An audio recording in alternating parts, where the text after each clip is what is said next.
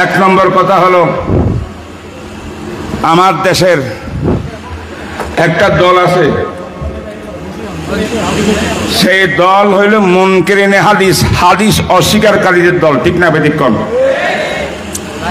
আজকে তারা বর্তমানে এই সরকারের উপদেষ্টাদের কাছাকাছি অবস্থান গ্রহণ করে তারা শিক্ষা সিলেবাস কারিকুলামের মধ্যে অবদান রাখার চেষ্টা করে, অথচ হাদিস মানে না।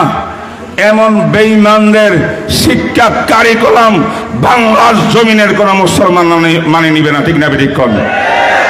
এই বেঈমানদের একটা কথা হলো, রসুলকে অবমাননা করলে তার শাস্তি কি হবে? হত্যা করা। এটা কোরআনেও নাই, হাদিস তো আমরা মানি না, তাই রসুলের অবমাননাকারীকে হত্যা করা যাবে না, এমন বক্তব্য এটা মুনকিরিনে হাদিস আহলে কোরআনের বক্তব্য। আজকে রহমতুল আলামিনের কনফারেন্স থেকে বলতে চাই, হে বেঈমানের দল, আল্লাহ কোরআনে কারিমে সূরা আহজাবের মধ্যে বলেছেন, ইন্নাল্লাযীনা ইউযুনাল্লাহা ওয়া রাসূলাহু লাআনাহুমুল্লাহু ফিদ দুনিয়া ওয়াল আখিরাহ ওয়া আ'আদ্দা লাহুম আযাবাম মুহিনা। এই আয়াতের তাফসীরের ভিতরে ইমাম সুয়ুতী রাহমাতুল্লাহ লিখছেন, হাযিহিল আয়াতু তাদুল্লু, এই আয়াতে প্রমাণ করে যেই ব্যক্তি মান সাব্বান নবিয়্যা সাল্লাল্লাহু আলাইহি ওয়াসাল্লাম আও নবিয়্যান মিনাল আম্বিয়া ইউক্তাল হাদ্দান ওয়ালা ইউস্তাতাব, তাকে তওবা করতে বলা হবে না, তার থেকে তওবা চাওয়া হবে না, তার তওবা গ্রহণ করা হবে না, তওবা করার আগেই তাকে হত্যা করতে হবে। যেই ব্যক্তি নবীকে গালি দেবে, কটাক্ষ করবে, তার শাস্তি চার মাযহাবের ইমামদের ঐক্যমতে, দুনিয়ার উলামায়ে কেরামের ইমামের ঐক্যমতে তার শাস্তি হলো মৃত্যুদণ্ড।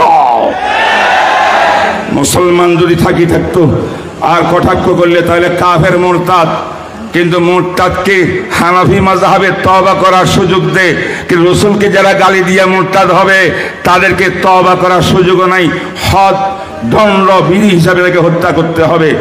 আর যদি মুসলমানের দেশে কোন কাফের বেঈমান যারা জিম্মি বলে মুসলমানের আন্ডারে, দেশের আন্ডারে থাকে, তারাও যদি এই কাজ করে, নবীর বিরুদ্ধে কটাক্ষ করে, তার বিধান একই বিধান, সাওয়ান কানা মুসলিমান আও কাফিরান জিম্মিয়ান, যাই হোক না কেন, মান সাব্বান নবিয়্যা সাল্লাল্লাহু আলাইহি ওয়াসাল্লাম ফাকতুলু, তাকে হত্যা করা, এটাই নবীর আদেশ, এই যে ইসলামের বিধান। তাই এই নিয়ে সংশয়ের কোনো কারণ নাই।